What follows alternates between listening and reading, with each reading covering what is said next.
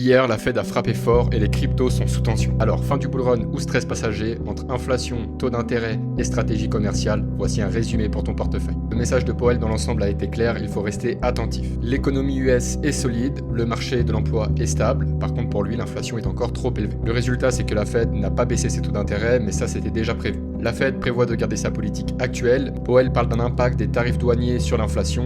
Il est donc important de garder un œil sur la politique de Trump. Alors concrètement, qu'est-ce que ça signifie pour les cryptos? Quand la Fed maintient des taux trop élevés, ça freine la liquidité sur les marchés. En clair, ça fait moins d'argent frais dans le système, donc plus de pression pour les cryptos. Mais la bonne nouvelle, c'est que la Fed n'a pas fermé la porte à un pivot. Elle garde la flexibilité d'assouplir sa politique si le marché de l'emploi se dégrade. C'est donc un deuxième paramètre à surveiller pour les cryptos plus tard dans l'année. Concrètement, comment adapter sa stratégie par rapport à tout ça? On est toujours dans une phase d'incertitude et les marchés risquent de jouer au yo-yo. Mais c'est dans ces moments qu'on crée les meilleures opportunités, alors pense à t'abonner. Si tu es long terme, garde en tête que le cycle haussier arrivera lorsque la Fed lâchera du lest. Si tu es court terme, attends-toi à de la volatilité. Le marché va digérer ces nouvelles et pourrait retester des points clés. N'hésite pas à me dire avec le sondage si tu es plutôt bearish ou bullish suite à ces annonces. Pour le reste, si tu veux flairer les opportunités et encaisser les profits, t'as juste à rejoindre le terrier.